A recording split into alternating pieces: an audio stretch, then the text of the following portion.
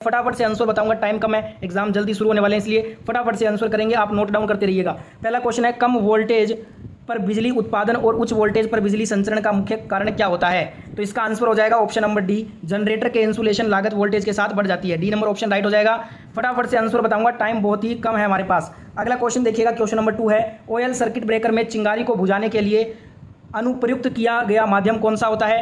तो ऑप्शन आपके स्क्रीन पे है, इसका राइट आंसर हो जाएगा ऑप्शन ए, तेल होता है। क्या होता है? तेल होता है। ठीक है, 6 सर्किट ब्रेकर होते हैं, फटाफट से देख लेते हैं। पहला है हमारा एयर सर्किट ब्रेकर, एसीबी बोलते हैं। दूसरा है ऑयल सर्किट ब्रेकर, ओसीबी बोलते हैं इसको। तीसरा है एयर ब्लास्ट सर्किट ब्रेकर, एबीसीबी बोलते हैं। चौथा है ऑटोमेटिक सर्किट ब्रेकर। पांचवा है मिनिएचर सर्किट ब्रेकर, एमसीबी। और छठा है हमारा अर्थ लीकेज सर्किट ब्रेकर, जिसको ईएलसीबी कहा जाता है। नेक्स्ट क्वेश्चन देखिएगा, अगला क्वेश्चन है, ट्रांसफार्मर कोर किसके लिए लेमिनेटेड की जाती है? तो इसका आंसर हो जाएगा, ट्रांसफार्मर जो कोर है ना, एडी करंट लॉस को कम करने के लिए लेमिनेटेड की जाती है। डी नंबर ऑप्शन यहाँ पे हमारा राइट आंसर हो जाएगा। नेक्स्ट क्वेश्चन देखिएगा, उस स्थान को क्या कहा जाता है जहां 3 फेज अल्टरनेटर द्वारा उत्पादित विद्युत शक्ति को समानांतर जोड़ा जाता है? तो इसको क्या कहते हैं? फटाफट से देखिए आंसर, इसको बोलते हैं generating station. C number option यहाँ पे राइट आंसर हो जाएगा। सारे आंसर आपको याद करने हैं, एक भी क्वेश्चन मत छोड़ देना, पूरा का पूरा सीबीटी पेपर इससे बाहर कुछ भी नहीं आएगा सेकंड ईयर इलेक्ट्रीशियन में। तो सारे 125 एमसीक्यू है ना, सारे के सारे आप रट डालो एग्जाम से पहले। अगला क्वेश्चन है, डीसी इलेक्ट्रिक पावर ट्रांसमिशन का मुख्य फायदा निम्नलिखित में से कौन सा होता है? फटाफट से देखेंगे इसका आंसर, ऑप्शन नंबर बी इसका राइट आंसर है। इसके लिए केवल 2 वायरों की आवश्यकता है। बी नंबर ऑप्शन यहाँ पे राइट आंसर होगा। आप स्क्रीनशॉट ले लीजिए या फिर कॉपी में नोट डाउन कर लीजिए सारे क्वेश्चन और आंसर, रिवीजन करने में बाद में हेल्प होगा। क्वेश्चन नंबर 6 है, नियंत्रक उपकरण के रूप में प्रयुक्त मिनिएचर सर्किट ब्रेकर्स एमसीबी इनमें से किस प्रकार की सुरक्षा प्रदान करते हैं? पहला है ओवरलोड से सुरक्षा, दूसरा है शॉर्ट सर्किट से सुरक्षा। दोनों से सुरक्षा प्रदान करती है एमसीबी। तो राइट आंसर हमारा क्या हो जाएगा? राइट आंसर हो जाएगा ऑप्शन नंबर ए, 1 और 2 दोनों यहाँ पे राइट आंसर है। ए नंबर ऑप्शन यहाँ पे राइट हो जाएगा। अगला क्वेश्चन देखिएगा, क्वेश्चन नंबर 7 है, हेयर ड्रायर, वैक्यूम क्लीनर और घरेलू खाद प्रोसेसर में निम्नलिखित में से कौन सा मोटर प्रयुक्त किया जाता है? तो इसका आंसर हो जाएगा यूनिवर्सल मोटर। कौन सा? Universal motor. B number option यहाँ पे राइट आंसर होगा। अगला क्वेश्चन देखिएगा, क्वेश्चन है, टाइमिंग और कंट्रोल प्रोसेस के लिए प्रयुक्त मोटर का प्रकार कौन सा होता है? तो इसके लिए जो मोटर होता है वो होता है रिकल्टेंस मोटर। कौन सा होता है? रिकल्टेंस motor. C number option right हो जाएगा। फटाफट से सारे आंसर याद करना है, एक भी क्वेश्चन स्किप नहीं करना है आपको। ठीक है, 9 नंबर क्वेश्चन, सर्किट ब्रेकर में रिले का कार्य क्या होता है? सर्किट ब्रेकर में रिले का कार्य होता है, जब एक्चुएटिंग मात्रा एक निश्चित पूर्व निर्धारित मान तक पहुंचती है तो संपर्कों को बंद करना, ये सर्किट ब्रेकर में रिले का कार्य है। ए नंबर ऑप्शन यहाँ पे राइट आंसर हो जाएगा। नेक्स्ट क्वेश्चन देखिएगा, क्वेश्चन नंबर 10 है दोस्तों, 25 मेगावाट पावर स्टेशन की अधिकतम मांग 20 मेगावाट है, वार्षिक लोड फैक्टर 50% है, पावर प्लांट कैपेसिटी फैक्टर कितना होगा? प्लांट कैपेसिटी फैक्टर होगा 40%। कितना होगा? 40% होगा। बी नंबर ऑप्शन यहाँ पे राइट हो जाएगा। अगला क्वेश्चन देखिएगा, क्वेश्चन नंबर 11 है, डीसी मोटर ड्राइव ज़्यादातर कितने क्वाड्रेंट में संचालित कर सकते हैं? तो इसका आंसर देख लेते हैं फटाफट से, 4 क्वाड्रेंट में संचालित कर सकते हैं। सी नंबर ऑप्शन राइट हो जाएगा। फटाफट से आंसर इसलिए बता रहा हूँ क्योंकि एग्जाम आपके बिल्कुल नज़दीक है, समय बहुत ही कम है, इसलिए डिटेल एक्सप्लेनेशन नहीं दे रहा हूँ, फटाफट से आंसर बता रहा हूँ क्योंकि पूरा का पूरा सीबीटी सेकंड ईयर इलेक्ट्रीशियन का यही पेपर आएगा, इससे बाहर एक भी प्रश्न नहीं आने वाला है। बस आपको सारे प्रश्न नोट डाउन करते रहने हैं जिससे कि बाद में रिवीजन हो सके। क्वेश्चन नंबर 12 देखिए, निम्न में से कौन से पावर प्लांट यूरेनियम, थोरियम और प्लूटोनियम जैसे ईंधन का उपयोग करते हैं? तो इसका आंसर क्या हो जाएगा? इसका आंसर हो जाएगा परमाणु ऊर्जा संयंत्र। इसका राइट आंसर होगा डी नंबर ऑप्शन, परमाणु ऊर्जा संयंत्र। अगला क्वेश्चन देखिएगा, 4 पोल 3 phase 50 hertz induction motor 1455 RPM की गति से चलती है, इस गति में घूर्णक में प्रेरित ईएमएफ की आवृत्ति कितनी होगी? तो देखिए, जब भी ऐसे क्वेश्चन आए ना तो आपको मैं स्टेप बाय स्टेप बताता हूं कैसे करना है। सबसे पहले पोलों की संख्या कितनी है? 4 दी गई है। ठीक है, उसके बाद में आवृत्ति है 50 हर्ट्ज, मोटर की गति है 1455 आरपीएम। तो सबसे पहले हम क्या करेंगे, सिंक्रोनस स्पीड का फॉर्मूला होता है NS बराबर 120 गुना F/P। तो इससे हम NS का मान निकालेंगे, NS का मान आ जाएगा 1500 आरपीएम। इसके बाद दूसरा स्टेप देखिएगा, दूसरा स्टेप है, इसके बाद हम आसिंक स्लिप का फॉर्मूला निकालेंगे। आसिंक स्लिप का फॉर्मूला होता है S बराबर NS माइनस NR बटे में NS। S का मान आ जाएगा हमारा यहाँ पे 0.03। ठीक है, इसके बाद तीसरा स्टेप है, हमसे पूछा क्या है, घूर्णन में प्रेरित ईएमएफ की आवृत्ति कितनी होगी? तो रोटर में प्रेरित ईएमएफ की आवृत्ति का सूत्र होता है FR बराबर में S गुना F। तो यहाँ पे FR बराबर हमारे पास S का भी मान है, F का भी मान है, तो हमारा FR कितना आ जाएगा? ये आ जाएगा 1.5 हर्ट्ज, यानी कि प्रेरित ईएमएफ की आवृत्ति होगी 1.5 hertz. C number option right हो जाएगा। स्टेप बाय स्टेप मैंने आपको बताया है, सारा स्टेप आप यहाँ पे देख लीजिए। सबसे पहले हमने निकाला सिंक्रोनस स्पीड का फॉर्मूला से NS का मान, उसके बाद में हमने क्या किया, आसिंक स्लिप का फॉर्मूला लगाकर S का मान निकाला। उसके बाद हमने जो है ना, जो हमसे पूछा गया था क्वेश्चन में, घूर्णन में प्रेरित ईएमएफ की आवृत्ति निकाला, जिसके लिए हमने यूज किया FR बराबर S इंटू F फॉर्मूले का। तो जब भी ऐसे न्यूमेरिकल आए आपको फॉर्मूला याद होना चाहिए, कोई सा भी न्यूमेरिकल आप कर लोगे। अगला क्वेश्चन है 50 hertz hydro electric power plant में 4 पोल अल्टरनेटर की रोटर गति कितनी होती है? तो ये कितनी हो जाएगी? 1500 आरपीएम हो जाएगी। Right answer option number A हो जाएगा इस क्वेश्चन का। अगला क्वेश्चन देखिएगा, आर्मेचर कोर के स्लॉट में उनके विशिष्ट अनुक्रम में अंतिम कनेक्शन के साथ इंसुलेटेड कंडक्टर की क्रमबद्ध व्यवस्था को क्या कहा जाता है? इसको हम क्या बोलते हैं दोस्तों? इसको हम वाइंडिंग बोलते हैं। डी नंबर ऑप्शन यहाँ पे राइट आंसर होगा। अगला क्वेश्चन देखिएगा, थर्मल पावर प्लांट्स में ईंधन ऊर्जा का कितना प्रतिशत वास्तव में विद्युत ऊर्जा में परिवर्तित होता है? तो ये होता है दोस्तों आपका 35%। कितना होता है? 35% होता है। C number option right answer हो जाएगा। अगला क्वेश्चन है, किसी डीसी जनरेटर में मेन पोल की तुलना में इंटरपोल की पोलरिटी क्या होती है? तो ये दोस्तों होती है इसके आगे घूर्णन की दिशा में अगले मेन पोल की पोलरिटी के समान होता है। सी नंबर ऑप्शन राइट हो जाएगा। फटाफट से सारे आंसर याद करने हैं, एक भी क्वेश्चन स्किप नहीं करना है। 18 नंबर क्वेश्चन है, उच्च गति सिंक्रोनस जनरेटर में निम्नलिखित में से किस प्राइम मूवर्स का इस्तेमाल किया जाता है? तो इसके लिए दोस्तों हम स्टीम टरबाइन प्राइम मूवर्स का इस्तेमाल करेंगे। D number option right answer होगा। अगला क्वेश्चन देखिएगा, निम्नलिखित में से कौन सा circuit breaker ground fault protection के लिए प्रयुक्त किया जाता है? तो इसके लिए दोस्तों हम जो सर्किट ब्रेकर यूज करते हैं वो है हमारा अर्थ लीकेज सर्किट ब्रेकर, जिसको ELC भी बोलते हैं। ए नंबर ऑप्शन यहाँ पे राइट आंसर हो जाएगा। अगला क्वेश्चन है, 30 इंच प्लाज्मा रंगीन टीवी में सामान्यतः बिजली की खपत कितनी होती है? तो इसमें बिजली की खपत होती है 150 वाट। कितनी होती है? 150 वाट होती है। Right answer option number B होगा इस क्वेश्चन का। अगला क्वेश्चन देखिएगा, एक इंडक्शन मोटर के स्टेटर के घूर्णन चुंबकीय क्षेत्र की गति और साफट घूर्णन गति के बीच का अंतर कितना होता है? तो ये दोस्तों होता है स्लिप कहलाता है ये। बी नंबर ऑप्शन यहाँ पे राइट आंसर हो जाएगा। अगला क्वेश्चन है, एक 3 phase induction motor self starting क्यों नहीं होती है? तो आपको बता दूं दोस्तों, 120 डिग्रीज फेज कोण द्वारा स्टेटर ऑफसेट वाइंडिंग के कारण एक 3 phase induction motor self start नहीं होती है। बी नंबर ऑप्शन यहाँ पे राइट आंसर होगा। सारे आंसर नोट डाउन करते रहो, पूरा पेपर आएगा इसमें से। अगला क्वेश्चन है, दीप्त तीव्रता को किस प्रकार परिभाषित किया जाता है? तो इसे दोस्तों बाहर विकिरण किया गया प्रकाशीय फ्लक्स प्रति यूनिट ठोस कोण के द्वारा परिभाषित किया जाता है। ए नंबर ऑप्शन यहाँ पे राइट आंसर हो जाएगा इस क्वेश्चन का। अगला क्वेश्चन क्या कह रहा है, ट्रांसफार्मर की सामान्यतः दक्षता अधिकतम कितनी होती है? तो ट्रांसफार्मर की सामान्यतः अधिकतम जो दक्षता है ना दोस्तों, ये आपकी हो जाती है, यह एक लोड पर चलना है जब कॉपर लॉस आयरन लॉस के बराबर होता है। ए नंबर ऑप्शन यहाँ पे राइट आंसर होगा। अगला क्वेश्चन है, पावर फैक्टर का मान किसके बीच में होता है? पावर फैक्टर का मान 0 से 1 होता है। Right answer option number D हो जाएगा इस क्वेश्चन का। तो देखिए दोस्तों, पहला सेट 1 हमने कंप्लीट कर लिया है। इसमें 1 से 25 क्वेश्चन थे। टोटल मैं 5 सेट करवाऊंगा आपको। सभी सेट में 25 क्वेश्चन है। टोटल है 125 क्वेश्चन। तो चलिए सेट नंबर 2 स्टार्ट करते हैं। सेट नंबर 2 का पहला क्वेश्चन देखिएगा, इनमें से कौन सा सिंगल फेज इंडक्शन मोटर का एक प्रकार नहीं है?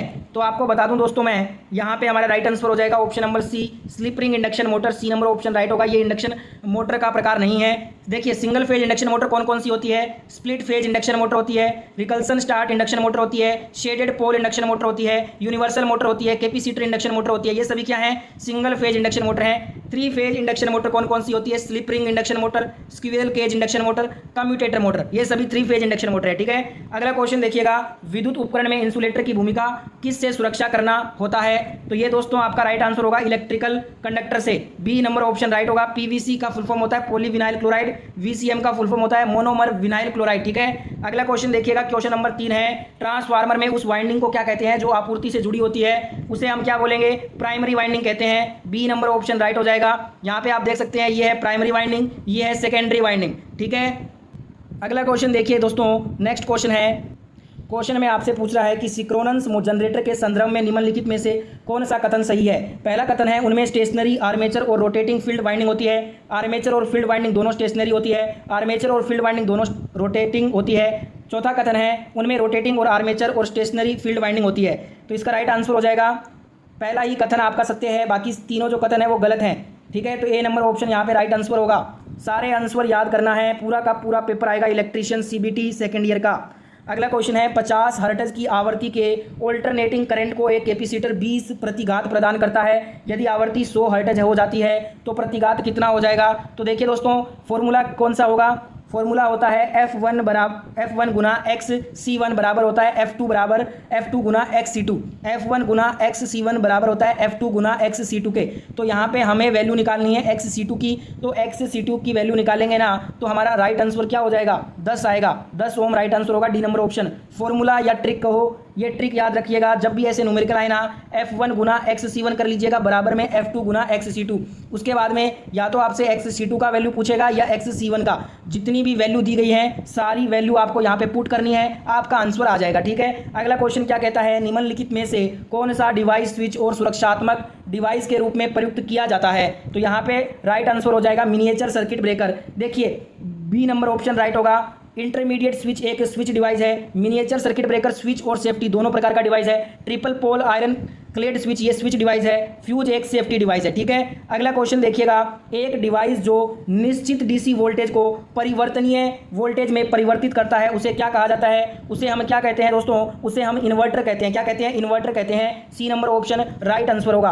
अगला क्वेश्चन है, किस प्रकार के सर्किट ब्रेकर में कंप्रेस्ड एयर प्रयुक्त की जाती है? तो ये की जाती है दोस्तों एयर ब्लास्ट सर्किट ब्रेकर में, जिसका फुल फॉर्म होता है ABCB, air blast circuit breaker. D number option right answer हो जाएगा। अगला क्वेश्चन है, 100 वाट 220 वोल्ट इलेक्ट्रिक हीटर का प्रतिरोध कितना होता है? तो देखिए दोस्तों, जब भी ऐसे न्यूमेरिकल आए ना आपको ये सारे फॉर्मूले याद रखने हैं। R बराबर V² बटा W, W बराबर V² बटा R, W बराबर I² इंटू R, I बराबर V बटा R, R बराबर V बटा I, V बराबर I इंटू R। देखिए हमसे पूछ रहा है इलेक्ट्रिक हीटर का प्रतिरोध, P का वैल्यू और V का वैल्यू दिया है, तो हम इस फॉर्मूले से कर सकते हैं ना, R बराबर क्या हो जाएगा? V² बटा W हो जाएगा, क्योंकि V और W दोनों का वैल्यू है हमारे पास। तो जब वैल्यू पुट करेंगे तो आंसर आएगा 48.4 ओम, यानी कि C number option right answer होगा। फॉर्मूला याद होगा, कोई सा भी न्यूमेरिकल कर लोगे। अगला क्वेश्चन है, 75 मेगावाट थर्मल पावर प्लांट की तापीय दक्षता 35% है और विद्युतीय दक्षता 80% है। प्लांट की कुल दक्षता का पता लगाइए। प्लांट की कुल दक्षता कितनी हो जाएगी? 28% होगी। ए नंबर ऑप्शन यहाँ पे राइट आंसर होगा। अगला क्वेश्चन है, एक सर्किट ब्रेकर क्या होता है? देखिए एक circuit breaker current interrupting device होता है। सी नंबर ऑप्शन राइट हो जाएगा। अगला क्वेश्चन है, थर्मल पावर प्लांट में डीएरेटर का उपयोग क्यों किया जाता है? डीएरेटर का उपयोग थर्मल पावर प्लांट में फीड वाटर से ऑक्सीजन निकालने के लिए होता है। ए नंबर ऑप्शन राइट आंसर होगा। अगला क्वेश्चन है, एक इंडक्शन मोटर में ग्रॉस आउटपुट पावर कितनी होती है? तो ये दोस्तों होती है रोटर पावर की 1 स्लिप गुना होती है। ए नंबर ऑप्शन राइट आंसर हो जाएगा।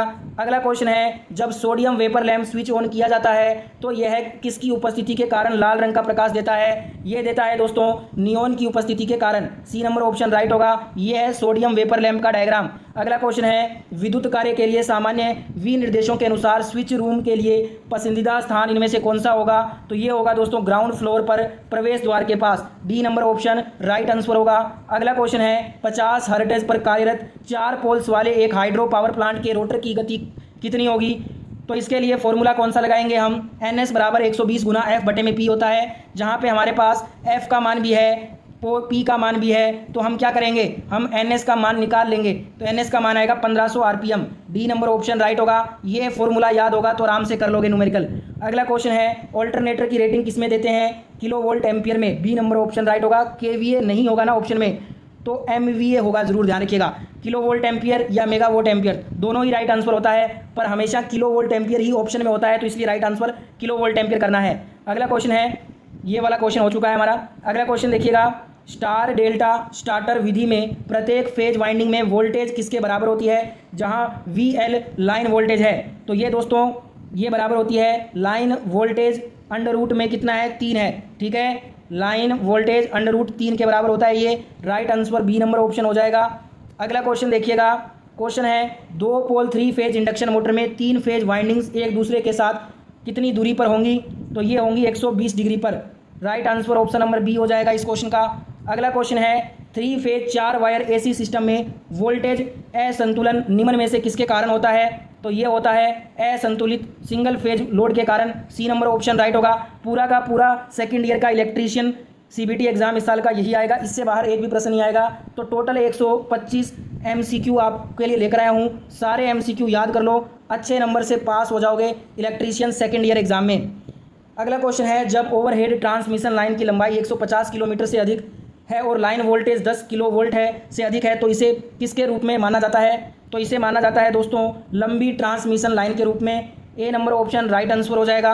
अगला क्वेश्चन देखिएगा, AC ड्राइव को स्थिरांक वोल्टेज हर्ट्ज अनुपात के साथ वेरिएबल वोल्टेज वेरिएबल आवर्ती बिजली की आपूर्ति की आवश्यकता होती है, जिससे क्या होता है दोस्तों मोटर में मौजूदा फ्लक्स को स्थिर रखा जा सके। C number option right answer होगा।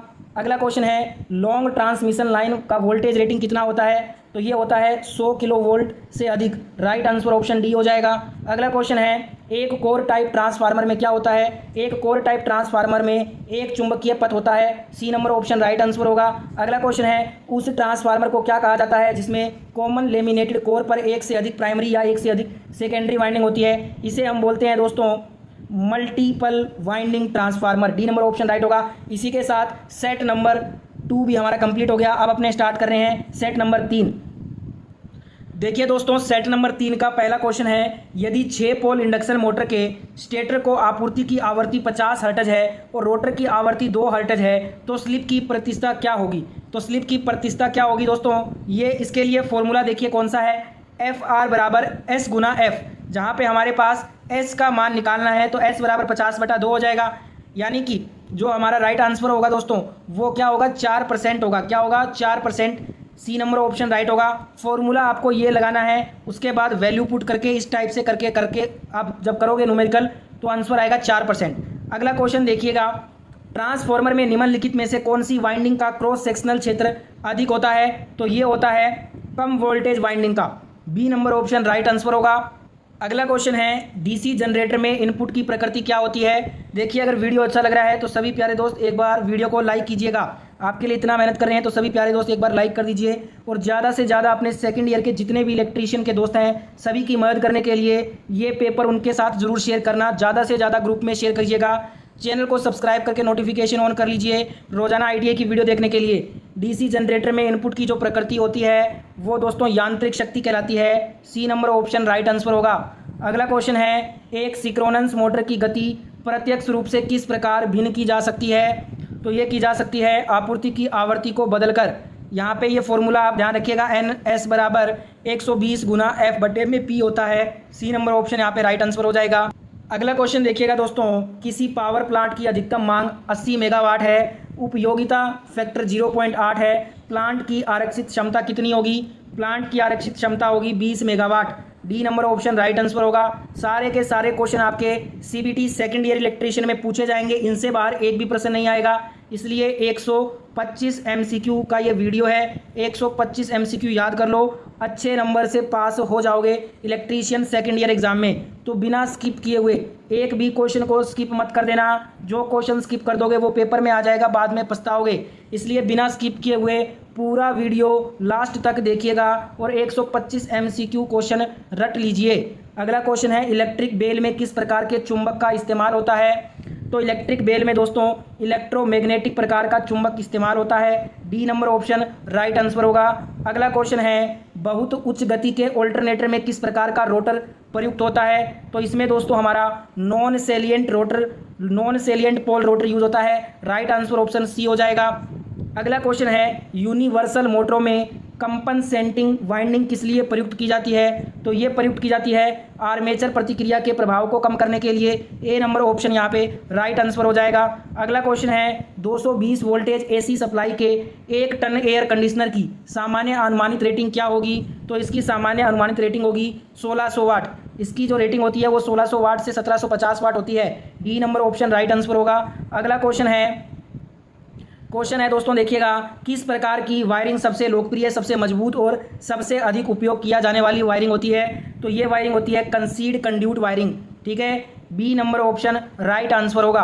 अगला क्वेश्चन देखिएगा एक एसी सर्किट में एमीटर को उस सर्किट तत्व के साथ रखा जाता है जिसमें करंट को मापा जाता है, यह क्या होता है, यह हमेशा केवल सीरीज में होता है। D number option right answer हो जाएगा। अगला क्वेश्चन है यदि 230 वोल्टेज डीसी सीरीज मोटर को 230 वोल्टेज एसी आपूर्ति से जोड़ दिया जाए तो क्या होगा, मोटर कम दक्षता और अधिक स्पार्किंग के साथ चलेगी। D number option right answer होगा। अगला क्वेश्चन है निम्नलिखित में से कौन सा circuit breaker ground fault protection के लिए प्रयुक्त किया जाता है, तो ये किया जाता है दोस्तों अर्थ leakage circuit breaker. D number option right हो जाएगा। अगला क्वेश्चन है कम वोल्टेज उपकरणों 440 वोल्टेज पर मेगर टेस्ट करने के लिए पर्याप्त वोल्टेज रेटिंग क्या होगी, पर्याप्त वोल्टेज रेटिंग होगी 500 volt. Right answer option number C हो जाएगा। अगला क्वेश्चन है बिजली वितरण लाइन के कंडक्टर का आकार किस पर निर्भर करता है, तो ये दोस्तों निर्भर करता है करंट ले जाने की क्षमता पर। Right answer option number C हो जाएगा।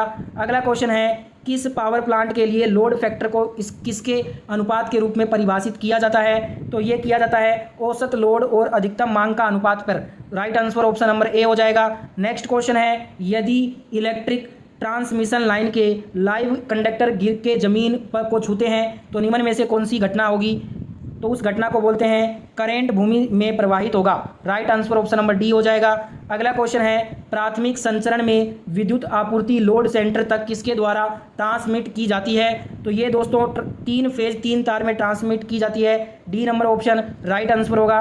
अगला क्वेश्चन देखिएगा, डीसी मोटर को रोकने के लिए निम्नलिखित में से कौन सा विद्युत ब्रेकिंग का प्रकार न्यूनतम ऊर्जा का खपत करता है? तो ये करता है दोस्तों regenerative braking. Right answer option number B हो जाएगा। अगला क्वेश्चन है, इंडस्ट्रियल वायरिंग एप्लीकेशन के लिए निम्नलिखित में से किसे हरे रंग से कोडित किया जाता है? तो ये किया जाता है अर्थ लाइन को। किसको? अर्थ लाइन को। D number option right answer होगा। अगला क्वेश्चन है, घरेलू विद्युत उपकरण ज़्यादातर किस वोल्टेज पर काम करते हैं? तो ये काम करते हैं 230 वोल्टेज एसी पर। Right answer option number C हो जाएगा। अगला क्वेश्चन है, ट्रांसफॉर्मर शॉर्ट सर्किट टेस्ट का मुख्य उद्देश्य क्या निर्धारित करना होता है? कॉपर लॉस को निर्धारित करना होता है। Right answer option number A हो जाएगा इस क्वेश्चन का। अगला क्वेश्चन है, विद्युत संयंत्र की परिचालन लागत पूरी तरह से किस पर निर्भर करती है? तो ये निर्भर करती है उत्पन्न इकाइयों की संख्या पर। ए नंबर ऑप्शन राइट आंसर होगा। अगला क्वेश्चन है, ऑल्टरनेटर में डंपर वाइंडिंग का उपयोग करने का उद्देश्य निम्नलिखित में से कौन सा होता है? तो ये होता है दोस्तों हंटिंग प्रभाव को कम करने का उद्देश्य होता है। D number option right answer हो जाएगा। सेट नंबर 3 का आखिरी क्वेश्चन, यदि सिंक्रोनस मोटर की आवृत्ति में परिवर्तन के बावजूद पोल्स की संख्या समान होती है तो मोटर की गति क्या होगी? मोटर की गति आवृत्ति में वृद्धि के साथ बढ़ेगी। Right answer option number B होगा। सेट नंबर 3 भी कंप्लीट हो गया है। अब सेट नंबर 4 करेंगे। ये है आपका सेट नंबर 4 का पहला क्वेश्चन। देखिएगा, सेट नंबर 4 में 1 से 25 क्वेश्चन करेंगे फटाफट से। पहला क्वेश्चन है, डीसी मशीनों में आर्मेचर रिएक्शन के प्रभावों को कम करने के लिए इस्तेमाल किए जाने वाले इंटरपोल में कम संख्या में मोटे तार से निर्मित टर्न होते हैं। डी नंबर ऑप्शन राइट हो जाएगा। फटाफट से आंसर करेंगे, टाइम बहुत ही कम है इसलिए एक्सप्लेन नहीं कर रहा हूँ आपको, डायरेक्ट आंसर बता रहा हूँ। आप नोट डाउन करते रहिए, बाद में रिवीजन करने में आसानी होगा। सारे आंसर याद करना है। 125 एमसीक्यू हैं, 125 के 25 एमसीक्यू याद कर लोगे तो इससे बाहर सेकेंड ईयर इलेक्ट्रीशियन में सीबीटी एग्जाम में एक भी प्रश्न नहीं आएगा। अगला क्वेश्चन है, 2 अल्टरनेटरों के समानांतर संचालन के लिए निम्नलिखित में से कौन सी आवश्यक शर्त होती है? तो इसके लिए आवश्यक शर्त होती है कि 2 अल्टरनेटरों की आवर्ती बस बार आवर्ती फ्रीक्वेंसी के समान होनी चाहिए। डी नंबर ऑप्शन राइट हो जाएगा। अगला क्वेश्चन, 6 पोल मशीन के लिए फुल पिच वाइंडिंग का कॉइल स्पैन कितना होगा? तो ये होगा 60 degree mechanical. C number option right answer होगा। अगला क्वेश्चन है, फेज की संख्या चाहे जो भी हो, फील्ड टाइप के अल्टरनेटर में कितने स्लिप रिंग्स प्रयुक्त किए जाते हैं? 2 स्लिप रिंग प्रयुक्त किए जाते हैं। Right answer option number B हो जाएगा। अगला क्वेश्चन है, बिजली की खपत कंजम्पशन इनमें से किस में सबसे अधिक होती है? तो बिजली की खपत सबसे ज़्यादा वाटर हीटर में होती है। 2000 वोल्ट से 3000 वोल्ट की क्षमता होती है इसकी। वैक्यूम क्लीनर 370, 1200 और 1300 वाट की क्षमता में आता है। आयरन जो होता है वो 1200, 1600, 2200 वाट में आता है। वॉशिंग मशीन 330 वोट और 400 वाट की क्षमता की होती है। सर्वाधिक होती है वाटर हीटर। अगला क्वेश्चन देखिएगा दोस्तों, ऑयल सर्किट ब्रेकर में इंसुलेटिंग ऑयल उदाहरण के लिए ट्रांसफार्मर ऑयल किस लिए प्रयुक्त किया जाता है? तो ये प्रयुक्त किया जाता है सफ्यूलिंग के समन का माध्यम के लिए। बी नंबर ऑप्शन राइट हो जाएगा। अगला क्वेश्चन है, 3 फेज इंडक्शन मोटर्स के बारे में निम्नलिखित में से कौन सा कथन सही है? तो यहाँ पे सही स्टेटमेंट कौन सा होगा? ये तीनों ही स्टेटमेंट गलत हैं। राइट हो जाएगा। इसे स्टार्ट करना आसान है क्योंकि इसमें एक सेल्फ स्टार्टिंग टॉर्क होता है। D number option right answer हो जाएगा इस क्वेश्चन का। ठीक है दोस्तों, अगला क्वेश्चन देखते हैं। क्वेश्चन है, 1000 मेगावोल्ट एम्पियर 33 केवी 3 फेज सर्किट ब्रेकर किसी त्रुटि के कारण अचानक बंद हो जाता है। रेटेड मेकिंग करंट पीक कितना होगा इसका? तो ये हो जाएगा 44.6 kilo ampere. Right answer option number B होगा इस क्वेश्चन का। अगला क्वेश्चन है, एक विंड मिल में बिजली का उत्पादन होता है। ये दोस्तों हवा की गति के घन के आनुपातिक होता है। B number option right answer होगा। अगला क्वेश्चन है, भारत की अधिकांश उच्च वोल्टेज ट्रांसमिशन लाइनें होती हैं। ये दोस्तों ओवरहेड होती हैं। B number option right answer होगा। अगला क्वेश्चन है, एयर सर्किट ब्रेकर में सर्किट का निर्माण और विच्छेदन किस माध्यम से होता है? तो ये दोस्तों हवा के माध्यम से होता है। Right answer option number B हो जाएगा। अगला क्वेश्चन है, यदि स्टेटर एमएमएफ घूर्णक फ्लक्स की तरह समान गति में घूमता है तो स्टेटर एमएमएफ और घूर्णक फ्लक्स के बीच की सापेक्ष गति क्या होगी? तो ये होगी दोस्तों शून्य होगी, zero. Right answer option number A हो जाएगा इस क्वेश्चन का।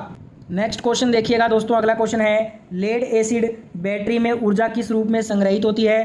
तो लेड एसिड बैटरी में ऊर्जा रासायनिक रूप में संग्रहित होती है, बी नंबर ऑप्शन राइट हो जाएगा। अगला क्वेश्चन है 3 phase squirrel cage induction motor का प्रमुख भाग इनमें से कौन सा है?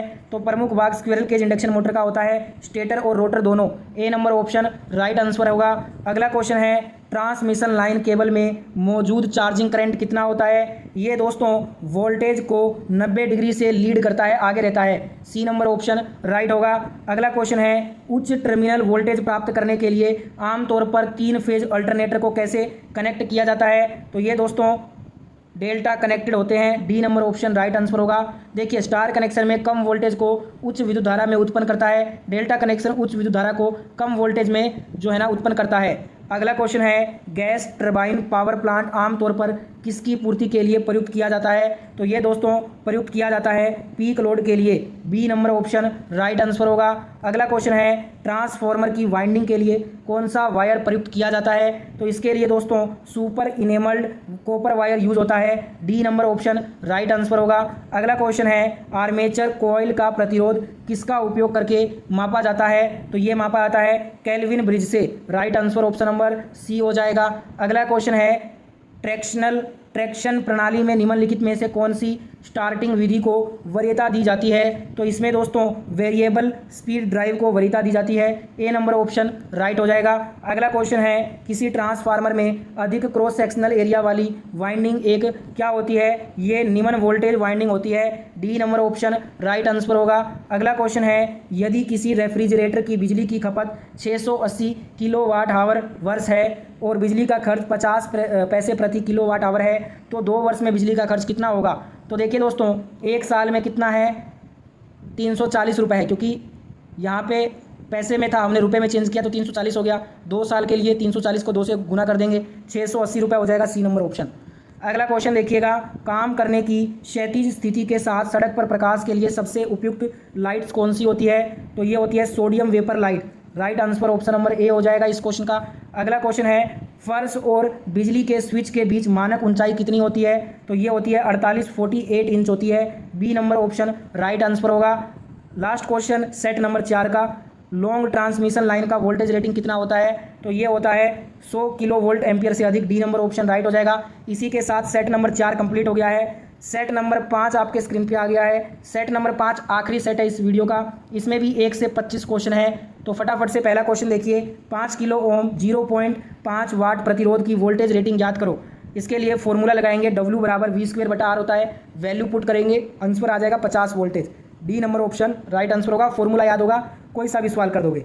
अगला क्वेश्चन है अर्धचालक में कितने संयोजी इलेक्ट्रॉन होते हैं? अर्धचालक में दोस्तों 4 संयोजी इलेक्ट्रॉन होते हैं। कार्बन में देखिए 6 होते हैं, सिलिकॉन में 14, जर्मेनियम में 32 होते हैं, ठीक है। अगला क्वेश्चन देखिएगा दोस्तों, क्वेश्चन है लेक्लांच सेल का ईएमएफ लगभग कितना होता है? लेक्लांच सेल का ईएमएफ लगभग 1.5 वोल्ट होता है, बी नंबर ऑप्शन राइट हो जाएगा। ये है हमारा लेक्लांच सेल, ठीक है। अगला क्वेश्चन है निम्न में से कौन सा पदार्थ प्रतिचुंबकीय पदार्थ है? तो प्रतिचुंबकीय पदार्थ हो जाएगा सोना, राइट आंसर ऑप्शन ए होगा। इसका स्क्रीनशॉट ले लीजिए, यहाँ पे अचुंबकीय, प्रतिचुंबकीय और लोह चुंबकीय पदार्थ दिए गए हैं। अगला क्वेश्चन है सोलर सेल किसका बना होता है? सोलर सेल दोस्तों सिलिकॉन का बना होता है, ऑप्शन ए राइट आंसर हो जाएगा। ये सिलिकॉन का सिंबल है।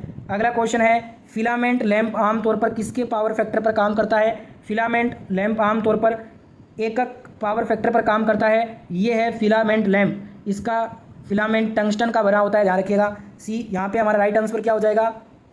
B number option right answer होगा। अगला क्वेश्चन देखिएगा, क्वेश्चन है यहाँ पे चुंबकीय पारगम्यता को किस संकेत से दर्शाते हैं? चुंबकीय पारगम्यता को दोस्तों हम म्यू संकेत से दर्शाते हैं, ए नंबर ऑप्शन राइट होगा। म्यू बराबर B/H होता है। म्यू है चुंबकशीलता, इसका कोई मात्रक नहीं होता। बी है चुंबकीय फ्लक्स घनत्व वेबर प्रति मीटर स्क्वायर में। एच है चुंबकीय बल न्यूटन प्रति वेबर में, ठीक है। अगला क्वेश्चन है फ्लक्स का 1 वेबर बल के किन चुंबकीय लाइनों के बराबर होता है? तो ये होता है 10⁸ के बराबर, right answer option number D होगा इस क्वेश्चन का। अगला क्वेश्चन है किसी चुंबकीय सर्किट किसी चुंबकीय सर्किट में चुंबकीय विभव को किसके संदर्भ में मापा जा सकता है? एमएमएफ के रूप में, मैग्नेटोमोटिव फोर्स के रूप में। ए नंबर ऑप्शन यहाँ पे राइट आंसर होगा। अगला क्वेश्चन है, एक साइनूसाइडल करंट का फॉर्म फैक्टर 1 है। अगर करंट का औसत मान 20 एम्पियर है तो करंट का आरएमएस मान क्या होगा? इसके लिए फॉर्मूला होता है, फॉर्म फैक्टर बराबर होता है आई आरएमएस बटा आई एवरेज। यहाँ पे वैल्यू पुट करेंगे तो आई आरएमएस का मान आएगा 20 ampere. B number option right answer हो जाएगा। और फॉर्म फैक्टर का मान 1.11 होता है, ध्यान रखिएगा। अगला क्वेश्चन है, किसी सर्किट में 20 ओम का रजिस्टर 0.5 एम्पियर का करंट प्रवाहित करता है, पूरे रजिस्टर में वोल्टेज कितना होगा? तो फॉर्मूला होता है ओम के नियम में V बराबर I into R. Value put करेंगे, राइट आंसर 10 वोल्टेज हो जाएगा। बी यहाँ पे राइट आंसर होगा। अगला क्वेश्चन है, फ्लेमिंग के बाएं हाथ के नियम में बीच की उंगली किसको दर्शाती है? बीच की उंगली दोस्तों कंडक्टर से होकर प्रवाहित होने वाली करंट की दिशा को दर्शाती है। B number option right answer होगा। अगला क्वेश्चन है, सिंगल फेज एसी सर्किट में पावर को किस में व्यक्त किया जाता है? पावर को VI cos थीटा में व्यक्त करते हैं। ए नंबर ऑप्शन राइट हो जाएगा। अगला क्वेश्चन है, उससे पहले यूनिटी पावर फैक्टर XC बराबर XL होता है। लीडिंग पावर फैक्टर XC बराबर XL, XC बड़ा होता है XL से। लीडिंग पावर फैक्टर में XC पीछे होता है XL से। अगला क्वेश्चन है, एक बिना फिल्टर के रेक्टिफायर सर्किट का आउटपुट कितना होता है? तो ये दोस्तों कंपायमान DC होता है, pulsating DC। D number option right answer हो जाएगा। अगला क्वेश्चन है, इलेक्ट्रोलाइट का किसमें बैटरी चार्ज होने की स्थिति को दर्शाता है? इलेक्ट्रोलाइट का विशिष्ट गुरुत्व जो है बैटरी चार्ज होने की स्थिति को दर्शाता है। डी नंबर ऑप्शन राइट हो जाएगा। अगला क्वेश्चन है, एक इलेक्ट्रिक मोटर की शक्ति निर्धारण करें जो 220 वोल्टेज लाइन से 5 एम्पियर धारा लेता है। तो इसके लिए फॉर्मूला होता है W बराबर V इंटू आई। वैल्यू पुट करोगे, आंसर आ जाएगा 1100 वाट। ई नंबर ऑप्शन राइट आंसर होगा। अगला क्वेश्चन है, सिंक्रोनस मोटर का निर्माण किसके समान होता है? तो ये होता है अल्टरनेटर के समान। D number option right answer होगा। अगला क्वेश्चन है, प्रेरण मोटर में घूर्णन चुंबकीय क्षेत्र की गति को किस रूप में जाना जाता है? तो ये तुल्यकालिक गति के रूप में जाना जाता है। डी नंबर ऑप्शन राइट हो जाएगा। अगला क्वेश्चन है, यदि एकल कला मोटर का संधारित्र लघु परिपथ है तो मोटर क्या होगा? मोटर दोस्तों प्रारंभ नहीं होगा। ए नंबर ऑप्शन राइट आंसर हो जाएगा। अगला क्वेश्चन है, एक हिस्टेरिसिस मोटर किसके सिद्धांत पर कार्य करती है? हिस्टेरिसिस मोटर शैथिल्य हानि सिद्धांत पर काम करती है। सी नंबर ऑप्शन राइट हो जाएगा। अगला क्वेश्चन है, यदि 50 हर्ट्ज 3 फेज प्रेरण मोटर में पूर्ण लोड गति 1440 RPM है तो मोटर में पोल्स की संख्या क्या होगी? इसके लिए फॉर्मूला लगाएंगे, NS बराबर 120 गुना F बटा में P। यहाँ पे हमें किसकी P की वैल्यू निकालनी है तो P का मान आएगा 4.16, यानी कि 4 पोल्स की संख्या होगी। बी नंबर ऑप्शन राइट हो जाएगा। फॉर्मूला याद होगा, कोई सा भी न्यूमेरिकल आराम से कर लोगे। अगला क्वेश्चन है, मिक्सर में निम्नलिखित में से कौन सा मोटर प्रयुक्त होता है? मिक्सर के अंदर सर्वव्यापक मोटर यूज होता है। D number option right answer होगा। अगला क्वेश्चन है, 4 पोल डुप्लेक्स लैप वाइंडिंग के लिए समानांतर पथों की संख्या कितनी होगी? 8 होगी। कितनी होगी? 8 होगी। Right answer D number option हो जाएगा। लास्ट क्वेश्चन है इस वीडियो का, DC मोटर का बैक EMF किस पर निर्भर करता है? तो ये दोस्तों आपका निर्भर करता है पोल्स की संख्या, आर्मेचर कंडक्टरों की कुल संख्या, फ्लक्स प्रति पोल पर, आर्मेचर वाइंडिंग में समानांतर पथों की संख्या, इन सब पर डिपेंड करता है। राइट आंसर ऑप्शन नंबर ई हो जाएगा। इसके लिए फॉर्मूला होता है EB बराबर 5ZNP बटा में गुना